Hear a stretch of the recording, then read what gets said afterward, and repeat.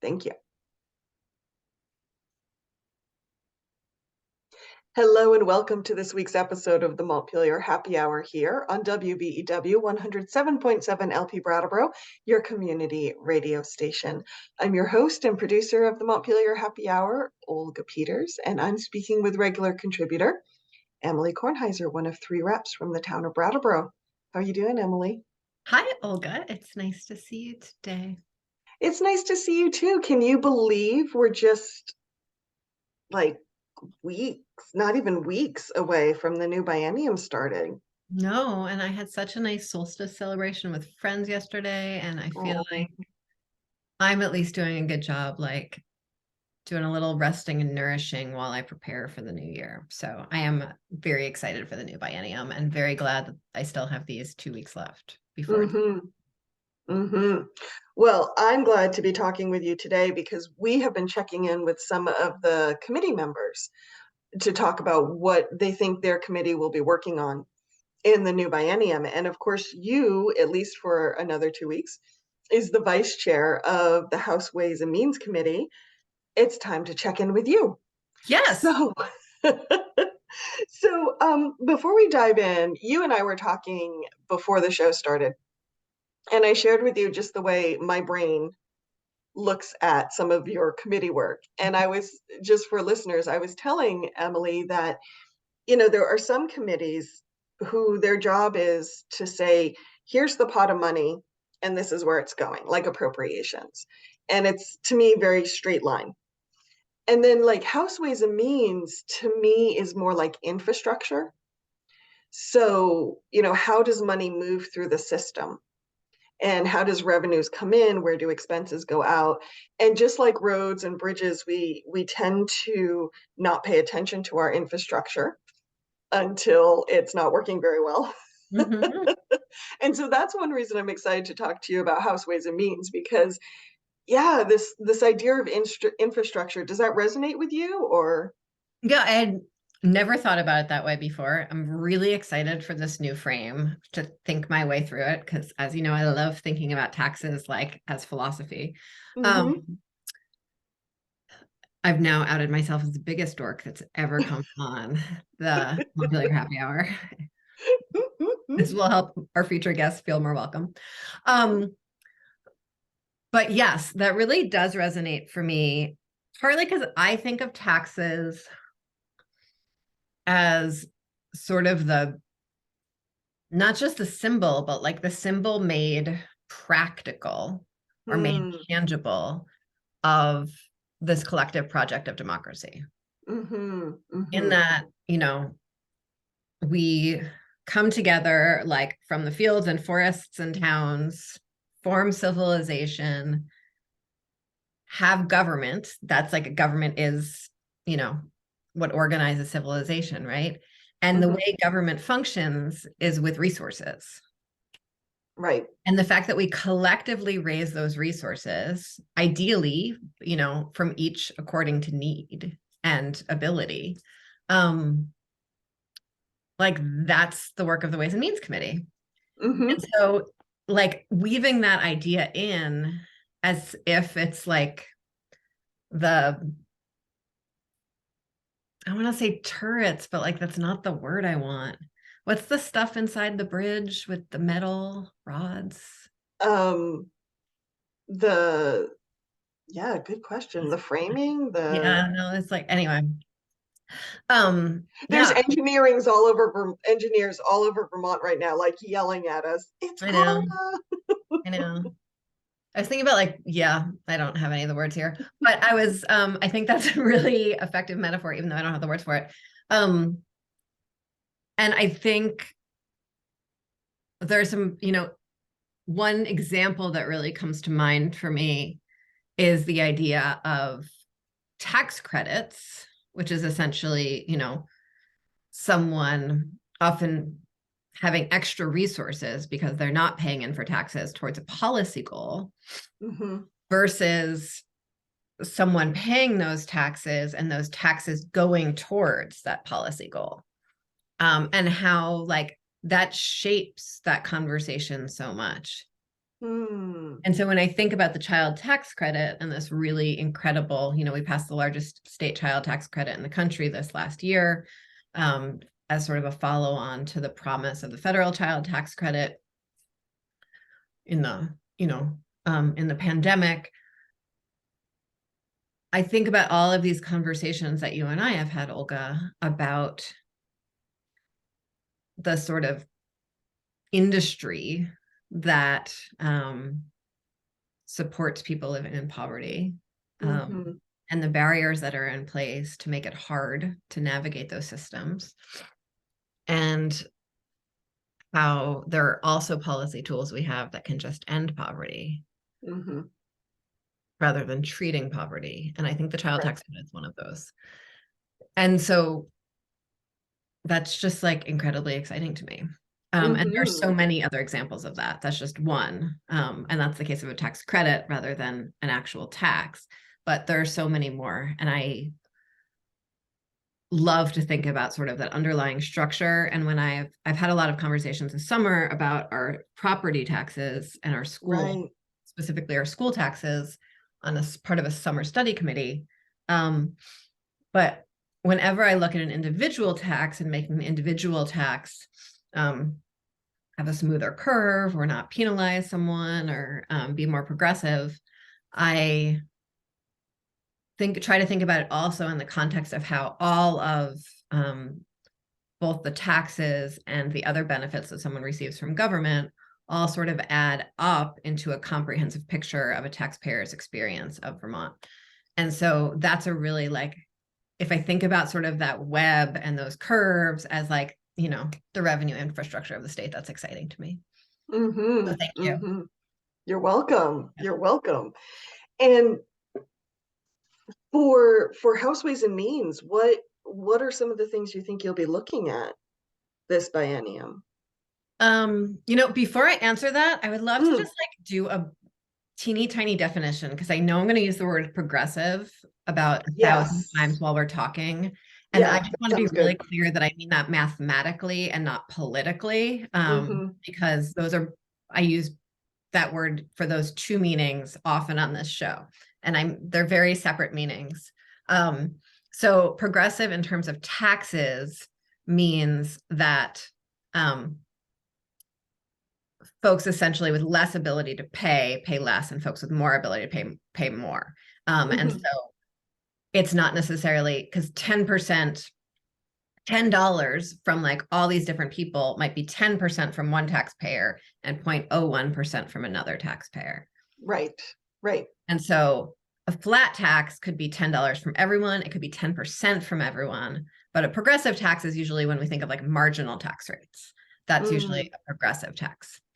Mm-hmm. So that's Do what I mean. you can you give listeners an example in Vermont where we might have a progressive tax versus what's a flat tax? Um, so very clear progressive tax is our income taxes, and that there's like one bracket. So, and I don't have the tax brackets memorized. Please forgive me. That's why I have a computer. Mm-hmm. Mm-hmm. Um, but essentially, sort of at the lowest tax bracket, you have a lower rate. Everyone pays Mm-hmm. that rate on their first, say, $30,000 in income. And Right. then any income that you have between, say, 30 and 60, you pay a slightly higher rate on that chunk of income. So that's both Mm-hmm. a marginal rate and a progressive structure. And Okay. often marginal rates are used to create progressive structure. So a marginal rate means you pay one, and then each sort of chunk on top of it, you pay just on that chunk on top of it. Um, and so as you sort of get into higher brackets, the percentage increases. That's a progressive tax rate. Mm-hmm. There are like a bajillion flat taxes. Probably the easiest example is municipal property taxes. You vote on a rate and that's charged on, per acre. Mm-hmm. You pay a tax per gallon on gasoline. Yeah, sales taxes. Sales tax. Sales taxes are generally considered regressive, Mm. because the majority of sales that people engage in are considered necessities, and everyone's paying the same rate. Gotcha. Yeah. So that has a smaller impact on the budget of people who have more money. And that's one of the reasons that we exempt most grocery products, or all groceries, from sales tax in Vermont, is in order to make that flat tax slightly more progressive. Right. Thank you. Welcome. Okay, so your question was, what do I think's on the docket in 2023? So one of the really fun things about being on the Ways and Means Committee is we have our own tax policy work that we do around sort of crafting, the state's revenue system and that revenue infrastructure that you described so aptly. And then we also get to figure out any of the revenue and fee pieces that are connected to any other committee's bills. So almost all committee bills from other committees come through the Ways and Means Committee and the Appropriations Committee. Right. Because anything with, say, a change in a regulatory structure might necessitate a change in the fees that are connected to that, or a change in how a department is structured, if that department's structure is supposed to be covered through fees, or something that's just going to cost a lot and someone knows that it'll never get covered if they don't connect a revenue source to it, or because as we've talked about before on the show, because our education system is funded according to its need rather than according to its budget, any new education spending always comes, or any new education policy always comes to the Ways and Means Committee, because it will have an immediate impact on taxpayers' property tax rates. And so we get to do all those things. So bills that I think will come through from other committees that are going to be sort of heavier lifts for Ways and Means is universal family medical leave insurance. I'm very excited about. I think we've talked about the need for that on this show many times. But certainly since the pandemic, just how much I think families deserve and need that insurance in order to make their lives work, in order to care for themselves and others. It's just like, it's a big policy I've been championing for a while. And we've come close to passing it a number of times. And so setting the insurance rate for that is going to be the work of the Ways and Means Committee. And we have a big lift coming this year for universal childcare, universal affordable accessible childcare. We've talked about that on the show before. Yep. And so there are a lot of questions about how that will be funded. And there's a study coming out about a month into the session that will point us towards how much that system is expected to cost. Okay. And once we have a sense of how much that system was expected to cost, the study is going to have a few revenue sources in it as sort of example revenue sources, but it's not going to be like a clear plan for revenue. Right. Looking forward to seeing that and reading that to figure that one out. There are big questions because right now part of our childcare is paid for as part of our public school system through the not universal, but called universal pre-K system. And I think Teresa and I, spent a you moment riffed on that a little bit. Yes. And then part of it is paid for through federal money called CCFAP, Child Care Financial Assistance Program, and that goes through the Agency of Human Services. And so already early care and education in Vermont is funded through two different agencies. And so that's that have a lot of governance challenges amongst themselves. And so it's one of those places where it's not just about finding out where the money is going to come from, but also finding out how the architecture of how the money flows influences the governance and the administration of these programs. And so that's a really interesting one. Yeah. Yeah. Excited about that. I think there are a lot of conversations about housing right now. Yes. And so I think certainly there will be a number of housing bills that come through the committee. Changes in zoning designations often trigger a review by Ways and Means because there are a few tax credits that are connected to zoning designations. So neighborhood development areas or downtown designations all have tax credits connected to them. So when the designation changes, that might mean that the tax credit eligibility gets expanded. And so Hmm. that would come through Ways and Means. Mhm. But I think there are also a lot of conversations happening right now about our property taxes and how they might meet or not meet the needs of our housing market. And so that will be like a Ways and Means centered conversation, one of our sort of tax policy Mhm. conversations that I'm looking forward to. I had a really interesting conversation with all of the trash haulers in Windham County the other day. No kidding. Yeah. We have all of the Windham County delegation sets aside Mhm. 3 or 4 days each biennium to meet with basically like every Right. nonprofit, interest group, et cetera, that wants to meet with us.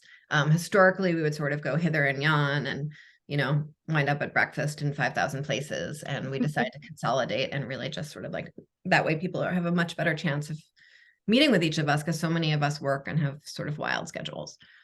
So anyway, Sarah Coffey was kind enough to invite all the trash haulers. And I think partly because I live in Brattleboro, where we have really just like such deep municipal services, Yeah. I have not spent as much time thinking about trash haulers as I should have. And I can't think about everything. No, Um, this is true. but we spent a lot of time on a bottle bill last Huh. biennium that in That's the right. end did not pass. It got stuck in the Senate. But what was interesting in talking to the trash haulers is that when we were talking about the bottle bill last biennium, it really, and it comes to Ways and Means because we were the ones who had set both the amount, the Like the refund, basically. redemption. Yep. Yeah, the redemption, the deposit rate, um, which actually then that money, sort of talking about the architecture of money, when you pay that money, that deposit, that fund that the term for what happens is you're actually that money is escheated. I can never say it. It's like my favorite word that I can't ever say. It's ESCHEATS, I think. And it's sort of like a trust tax, but it's a little bit different. Mm-hmm. But anyway, it's sort of like held. Um, Lost property is in that same category. It's like Okay. anyone's. It's just like sitting there. A trust tax is that a merchant holds a tax on behalf of government and then remits it to government. But things that Mm. are sheeted are like in this like liminal, no one owns them space, those Oh, dollars. Yeah. interesting. The lost property is one of them that sits in the treasurer's office. And then this is deposits like this are another one. I'm glad you think it's interesting. I think it's I do actually. very metaphysical. It's like money just sitting in the ether. And so there's this word for like the liminal money that is impossible to pronounce, but it looks very nice on paper. Um, anyway, so we are having these conversations about and there's like another fee attached to it that's not worth getting into, but in the conversations about the bottle bill, which got very heated, it I was really remember. this conversation between like Casella Waste, which is like pretty much a massive monopoly on huge parts of our waste disposal and recycling systems in Vermont, and the environmental lobby. Mm-hmm. And that was like how the whole conversation was framed. But in talking to all, we have like a huge number of small trash haulers in Windham County, Yeah. apparently a lot more than other counties, Hmm. um, where it's mostly a monopoly. But like we've had all of these family trash hauling businesses really like sustain themselves here in Windham County. And they have to go quite far in order to do their it's Their not roots. dumping, but their roots, the tipping before Yeah. they. So anyway, in talking to them, they would love the bottle bill because the more glass that's removed from the waste stream of the recycling that they pick up, the cheaper it is for them because it's so heavy. So for wine Oh. bottles and so anyway, they would love for the bottle bill to pass, which was like not at all the story that we were getting. So I'm really Mm-hmm. excited to have like another bottle bill conversation. I feel like really hyped up on that now from this really great conversation with the trash haulers. Yeah, that's fascinating. Yeah. You wouldn't see that coming. Yep. And I live on Good Enough Road, and I got to meet one of the Good Enoughs from Good Enough rubbish. And so that was really, Mhm. anyway, so that's something else I'm excited about for this upcoming year. What else? Big conversation about school construction and PCBs. Oh, yes. Most states have a statewide fund of some kind for school construction. Vermont did for Hmm. a long time, and then it stopped. Some individual school districts are able to bond for their school construction needs, and some communities are not able to pass a bond because of community flavor, let's call it. Whatever. Yeah. The will, Votes, the the way the will of the votes voters. go. Yes. Yeah. And that creates like huge inequities in the quality of our school buildings around the state. Mm-hmm. And so we have this like 20-year school construction overview that's taken 3 years to develop. We're getting part of it this year and another part of it next year. And they're looking at every single school building in the state and doing like a really full appraisal of what is needed construction. Wow. Wow. Simultaneous with that and separately, we have a PCB study coming, following up on Burlington High School, Mm-hmm. which, every student at Burlington High School got moved into the Macy's in the mall downtown because they couldn't be in the school building. They now need to tear the building down. They're suing. Oh, I don't remember that part. Monsanto. It's not Monsanto. They're suing some huge chemical company that I should remember the name of, who created the PCBs. And now the company is suing the school district, telling them they can't tear down the building because it's part of the court record, it's part of the court Oh, jeez. stuff. And I'm a little short on words today. But anyway, so all over the state, there's probably some degree of PCB contamination in schools that were built sort of all within the same decade. Mm-hmm. And so in Wyndham Southeast, there's one school, likely was a little bit of PCB contamination. And so we're having a conversation about what's the cost of mitigating all of those PCBs. Right. And so those two conversations need to come together because a lot of school construction would actually mitigate the PCBs. A lot of PCB mitigation would probably be, important construction. Yeah. We need to find not just money to do that, but we also need to find a way to equitably decide which schools get that funding, Right. what schedule. Right. And so that's going to be a really fun conversation with the treasurer, likely around like what it would look like for the state to bond on behalf of schools and behalf of communities. How do we prioritize all of that? Looking forward to that. There's some great examples from Massachusetts and Rhode Island that I'm looking forward to. Yeah. And there's just like a million other little things. But I think the really big ones are like childcare, family medical leave, school construction, and then like fun internal ways and means policy conversations around property taxes, around corporate taxes, like really getting into the weeds. So, curiosity question, Emilie. Mm-hmm. There's a number of committees that can, for lack of a better term, they're kind of, when it comes to policy, they're kind of generative. People sponsor a bill and it goes to a committee. And there are some that are really obvious, like agricultural issues are going to the ag committee, that type of thing. It seems to me, just in what you're sharing, that Ways and Means is more of maybe a receiving committee rather than how often do bills really go straight from being sponsored to your committee, or do you tend to wait more for other bills to come from other committees? Does that Yeah. No, I understand your question. So the way like I would think about it in sort of legislative terminology, your question is like, do we have the same number of bills that are sort of like just sent directly after first reading to our wall as other committees? I think we usually have like around 30 bills on the wall from other committees. I don't think that's I think that's probably on the lower side, but not like extremely lower than some policy committees. Some policy committees get a lot. It feels like around the same number of bills that might go to commerce, but maybe I'm wrong.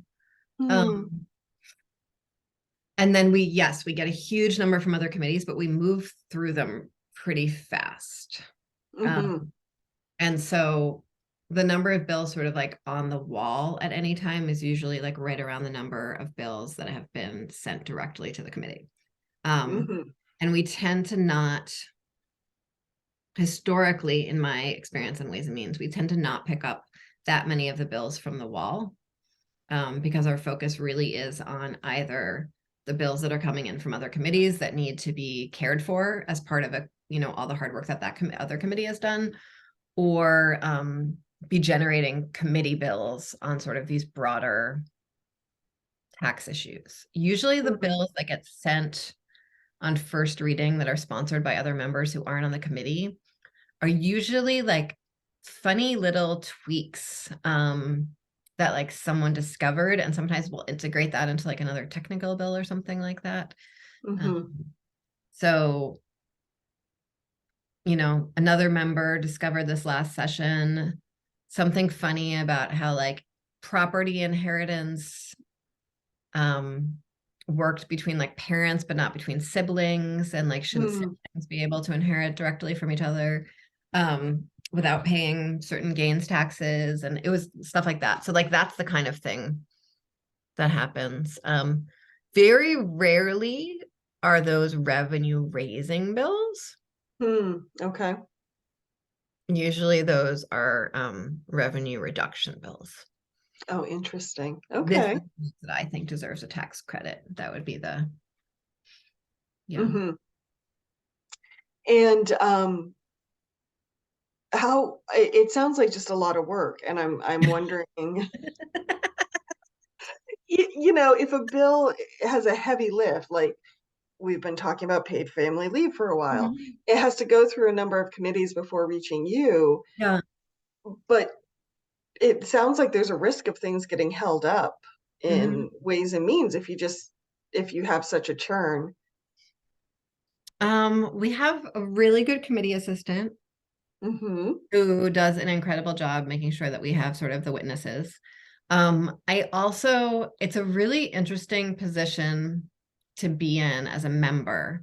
So there's one thing when you vote for something in your policy committee and you've like hashed that thing to death. You've pulled it apart, you've put it back together, you've heard from everyone who's ever had a feeling about the thing you're going to do. You have like discussed it. And so like when you get to your yes or no, you've like really found your way to whatever that is in a Mm-hmm. meaningful way. And then when you're on the House floor, um, there's sort of an expectation that if you're in a majority party, you're going to vote yes unless you have like a really strong reason to vote no. Mm-hmm. Um, and you do your best to understand the issue, but there isn't sort of an expectation that you understand everything about that issue. Excuse me. Um, in the case of a money committee who sort of gets that next round, you don't have time to pull it apart and put it back together.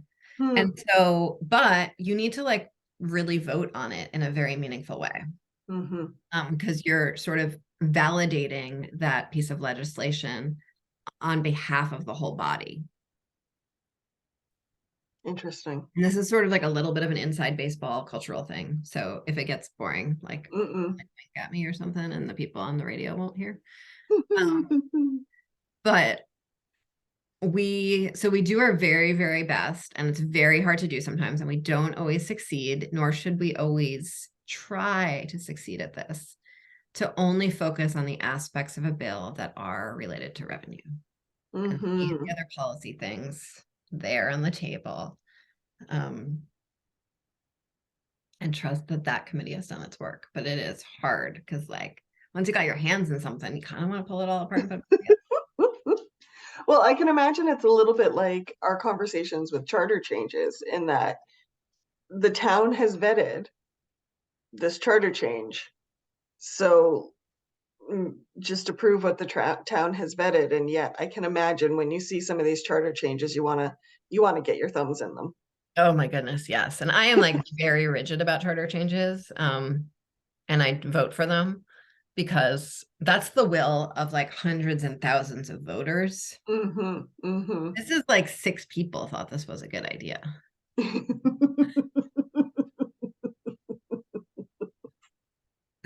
Mm-hmm. Mhm. And like, thousands of people thought those 6 people should be in office making this decision. So like, who am I? So, but anyway, that's like sort of a funny part. So we like tend to really just try to narrow our focus on those bills that are moving through that seem like they'd be might be more time consuming. Right. And then for Wonderful. something like, say, the family medical leave insurance bill, while we might not pick it up in committee until the bill formally came over, there's background work that the Joint Fiscal Office would be doing on it. And they're a very, very close partner of the committee. And so they do a lot of work to prepare for anything that's coming into our committee. Mm-hmm. Mm-hmm. I can imagine there's a lot of implications you need to understand that policies could have Yeah. on revenue and impact on people, and yeah. Yeah. So we are out of time in this first half of the Montpelier Happy Hour. So everybody here on WVEW 107.7 LP Brattleboro, stay tuned. We'll be right back. Welcome back to the second half of the Montpelier Happy Hour here on WVEW 107.7 LP Brattleboro, your community radio station. You can also find us on BCTV and many of the public access stations around Vermont, and even a few in other states in New England, which is kind of exciting. You can also find us wherever you find your podcasts and on our Captivate page. Hey, Emily. Hey, Olga. What are we going to remind people of? The views and opinions expressed here on the Montpelier Happy Hour are those of the hosts and the guests, not the station that is broadcasting those thoughts. Wonderful. Thank you. So we're going to talk about wealth in the second half, but I think the other thing we need to riff on is we're coming to the end of 2022. That is the rumor. Yeah, we have one more show before the calendar changes. So what do you think? We have to design our 2022 cocktail. Oh gosh. Mm-hmm. Uh-huh. We may have to think about it until next week. Yeah. If I was designing my 2022 cocktail, as you know, I've had a bit of upheaval in my life, so I think I would need something you could set on fire. Just saying. I have also had a year full of transitions and a lot of new beginnings. And 2023 is going to include even more new beginnings. And so that's definitely a thing. I don't want to call a cocktail the new beginning because that just, I don't actually want to drink that.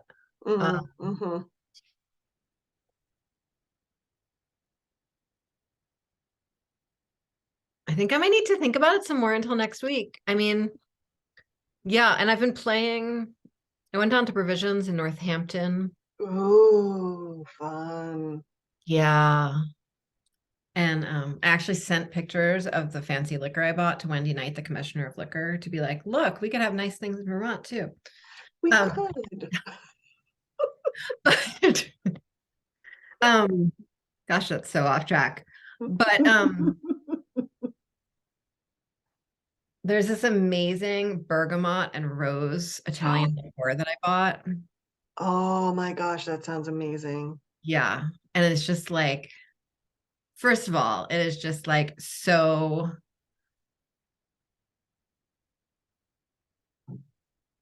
I've been using the term lady people instead of like femmes or women.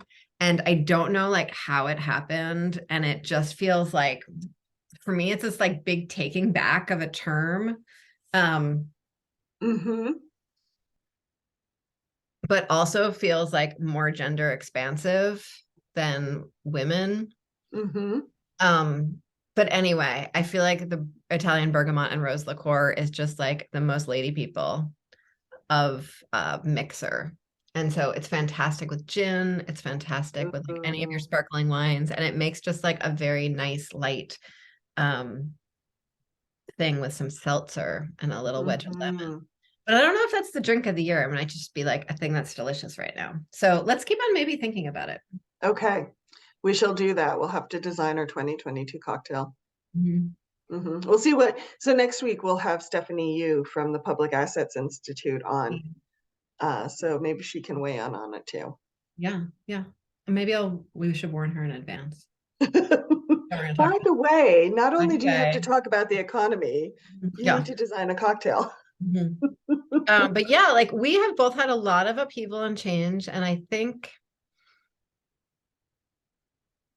a lot emerges from that. And what I've been sitting with in terms of my policy, political, legislative life. Hmm. Um, I don't know why I felt like I had to hyphenate that, but is those conversations that we had early in the pandemic. Hmm. And there was this there was right around the same time that Arundhati Roy was talking about the pandemic as a portal. Hmm. I'm sure you remember that. We talked about that a lot. Yeah. There was this video by an activist named Valerie Kaur, Kaur, Hmm. and she was talking about sort of the darkness that we were in right now, and talking about how maybe it's not the darkness of death, but it's in fact the darkness of the birth canal, and we're like emerging into something. Hmm. Um, and so like those I'm still sitting with those possibilities, and not like in a naive, optimistic way, Hmm. but just like a real curiosity, like what's available if I try to think of my work in that mode. Yeah. Like from all of this struggle, what does this struggle make possible? What do people Hmm. see because we are struggling that they wouldn't have seen otherwise? Um, what is like more than alleviating suffering, but actually creation? That kind of thing. So those are my deeply philosophical New Year's thoughts for you. Um, and also like in this time of like deep hibernation, Yeah. and like looking at the small lights of the candles and the fires, been thinking a lot about what a politics looks like when like we're really settled into our bodies, Hmm. settled into our communities, and not being reactive and righteous and scared, but Yeah. instead like steady and curious and connected. Hmm. So those are my intentions in the new year. Nice. I haven't really set intentions yet. What I have been sitting with myself, based on this year of upheaval, trying to really sit with and see like where do I need to keep forging something? Like if you think about like Mhm. making a sculpture, or like Mhm. where do you need to just keep carving and forging so that you can um, make something out of this hunk of rock you've been Mhm. given? And where do I just need to embrace it as it is? Mhm. Um, and sometimes over this past few months that hasn't been clear. Mhm. But try to be better at seeing that, like where do I need to keep fighting, Mhm. or forging, and where do I need to embrace? Yeah, I guess I have been working on not thinking about things that dualistically, Mm-hmm. because in legislative work, um, I'm so scared of giving up, Mm-hmm. of the idea of giving up or releasing. And so I think for everything that we sort of release from and like follow along the current, that also shapes that. Um, Mm-hmm. and That's that like true. as we're shaping something, we're also releasing from the things that are sloughed off. Mm-hmm. And so I don't think there is as much of a tension there as you are describing necessarily. Yeah, for me, I don't think it's so much of attention as in how am I using my energy and my resources. Yes. Yeah. Yeah, hear that. Mhm. Um, so Speaking of talk, resources, yeah, let's talk about wealth. yeah. So I gave this training recently with a few other people, with Steph Yu from the Public Assets Institute, who's coming on next week, and Yeah. with Colin Robinson from the NEA, the teachers union, Okay. about education finance in Vermont. And education in most of the country is funded out of the property tax. Hmm. And I think it's really actually helpful to start with a history lesson in order Okay. to understand that. And that's like essentially that schools were some of the very first things that were ever built by communities with collective resources in the colonies, right? Or in America, Okay. right? Like what else was built? Probably churches or Different. places of worship. Yeah. Yeah. And there's a system from the old country about building churches, though, right? Like you tithe to build churches. And that's True. sort of like True. taxes, but it's a little bit different, right? Yep. Um, and so, and property at that time, when property taxes were first created, was actually defined more broadly than it is now. Hmm. So properties for the purpose of property taxes was any sort of tangible good that you had. And so Hmm. property wasn't just your land, it was also like the buildings on your land, right? We use Yep. that, we use my property tax now, but it also include like your oxen and your wagon, right? Hmm. That kind of stuff. And the reason that we used that as a way of figuring out how much taxes someone owed was because it was like a very close proxy for the amount of wealth someone had at that time in America, Hmm. right? Okay. That's where people kept their wealth at that time in America. They didn't keep Hmm. it in gold. They didn't have necessarily like, we were just creating corporations. Um, and so wealth was held in tangible goods. And those tangible goods stood, you knew how many resource someone had because you could see it and you could count it. And that's how you charge taxes. What's interesting is that we've actually, rather than broadening that definition of property, Hmm. we've actually narrowed it a little bit, Hmm. right? So it just includes land and buildings and the Okay. value of buildings. We don't include those other sort of tangible goods that someone has. And then sort of the other way that we tax someone's wealth, other than property, is income. Hmm. Because that was sort of the second round of how we might understand wealth.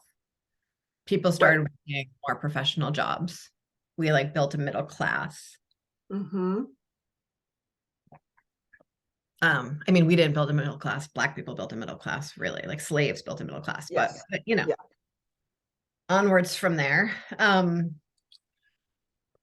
that middle class, their major wealth could be measured in income, how much they got made a year, right? And you wouldn't want to just say how much someone had in their bank account, because at that time people were really like spending that money as it was coming in. Hmm. And so the best proxy for sort of how much ability someone had to pay at that then became income. Okay. Now, middle class people, still income, best proxy for wealth, for ability Hmm. to pay. But wealthy people, property is not a good proxy for the most part. Someone's like land or houses is probably a very, very, very tiny percentage of the amount of assets that a wealthy Hmm. person has. Hmm. And their annual income is often also not a very useful proxy of the amount of assets that a very wealthy person has, because their income might be how they're drawing down on a trust annually. Hmm. Hmm. Often they're not working for wages or even Right. salary, right? Um, there are a lot of ways of moving debt around Yep. in contemporary financial markets, so that actually you can derive, like you can live on credit that you get from assets that you're not touching, right? Hmm. And so right now in America, we actually don't, and like these are not my own brilliant thoughts, right? Like, Warren's is probably like, a public figure Yes. talking about this. Like, I don't mean to say these are my brilliant thoughts. I'm just saying that a Ways and Means Committee that is doing its work well is building, like you said, the infrastructure for state revenues. And when we build infrastructure, we don't build infrastructure for the year we're living in. We build infrastructure that's supposed to last 20 years, right? And so we Yeah. need to be constantly looking into the future for what is the next, how is wealth held? What is the most effective way to know ability to pay? Or to even just know where the money is in our communities, right? Like taxes should come from where the money is in a community, right? Like that's what taxes are.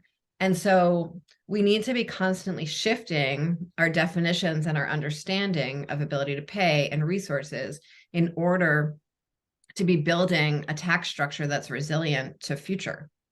And right now, what that looks like is figuring out ways to like maybe move beyond these narrow definitions of property and these narrow definitions of income to really understand like what wealth looks like in these very dynamic international, almost entirely AI driven like financial markets, right? And so that's like, it's something that the IRS is like not really catching up on. It's something that Biden and Elizabeth Warren have done a decent amount of talking about in the context of the billionaires tax. And it's something that we've done a little bit of with our corporate tax regime in Vermont last year, but we can do more on. But with regards to personal wealth, we have not even begun to scratch the surface of what that means and how to do it at a state level. And so I'm like very curious about that as we sort of enter the next decade in our state.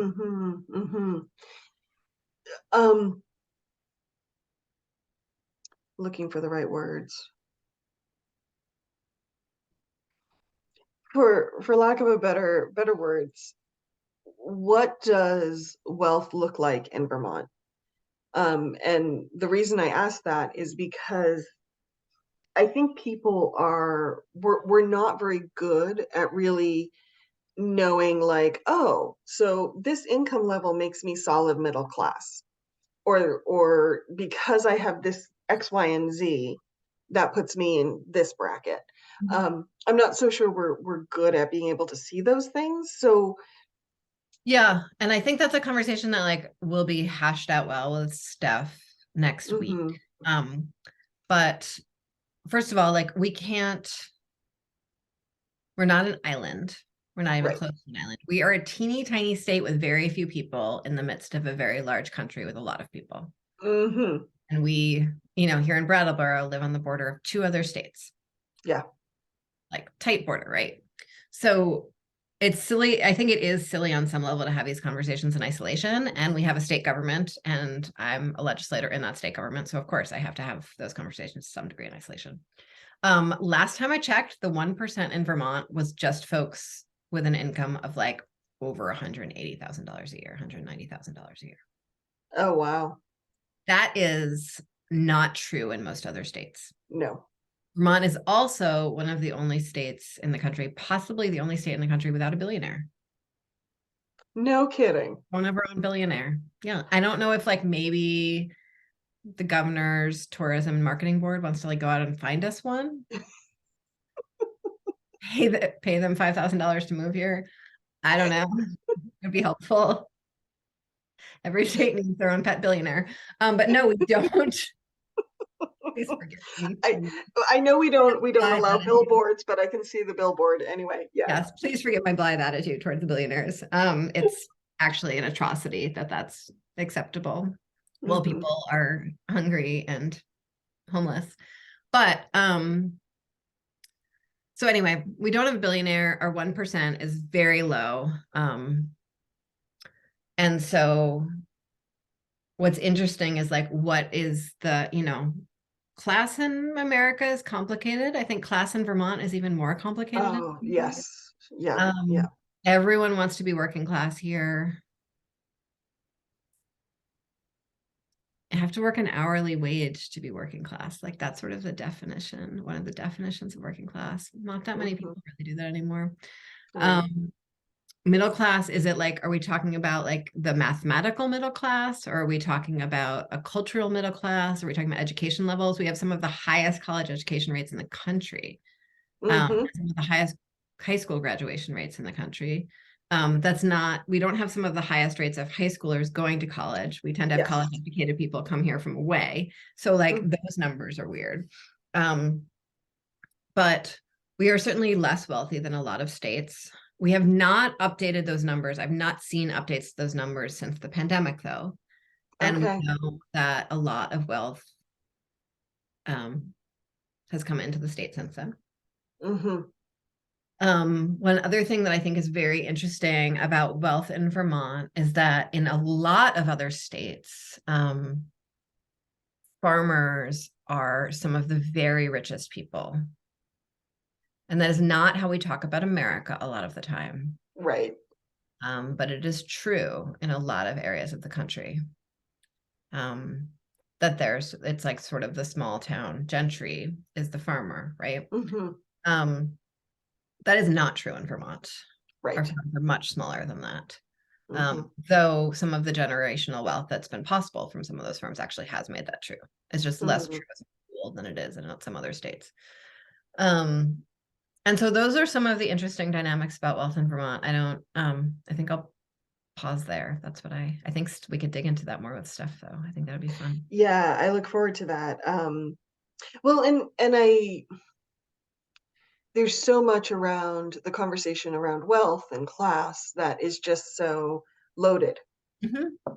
And there's emotionally where we put ourselves versus what our bank account might say, and they're not always the same thing. Absolutely, in all directions. And I think it's a really interesting thing in the legislature when we talk about it, because legislators, like everywhere else in the country, are wealthier than the general population, but also because our communities are so small, everyone like tends to have a personal relationship of some kind with a fairly wealthy person in their community. Which I think is not true in a lot of the country. Right. And so that's a really, VPR did like this interesting series on class. And Erica Heilman from Rumble Strip did like one of the episodes of it. It was like last month or something. Oh, okay. I missed that. And her episode was just like this really fun interview with this woman in the kingdom, just like going on about how she perceives class. And it was great. I really recommend it.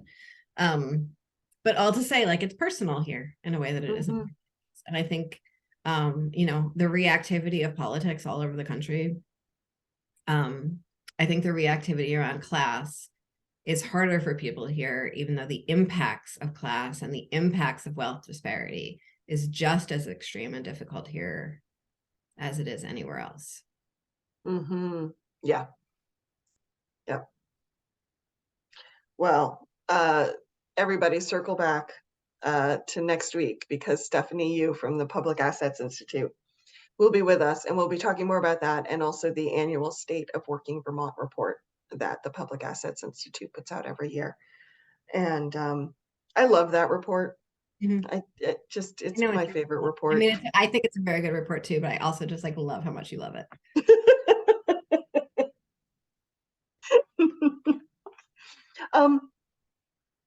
So Emilie, the conversation about wealth, I think circles us back a little bit to where we started this conversation in the first half of the hour, looking at some of the philosophy and the structures that like hold up our financial system.